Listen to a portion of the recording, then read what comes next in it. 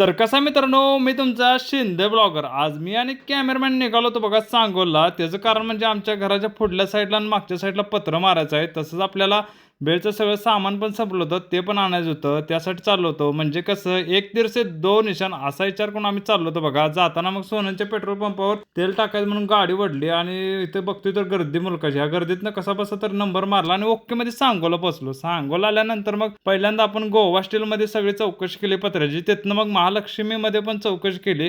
ह्या दोन्हीमध्ये काय डिफरन्स आहे ते बघितला आणि तिथनं मग आपल्याला मोबाईलला एक ग्लास बसवायचा होता. मग फायनली मोबाईलला ग्लास बसवला आणि आपल्याला मंचुरियनला एक सोया सॉसचं कॅन घ्यायचं होतं, ते पण घेतलं. तिथनं मग आपल्याला भेळला लागणार शेव, पापडी, चिरमुरा, फरसाण वगैरे सगळं असतं की नाही, ते ओकेमध्ये मग आपण इथनं घेतलं बघा. तिथनं घेतल्यानंतर आपण मग भाजी मंडईमध्ये आलो.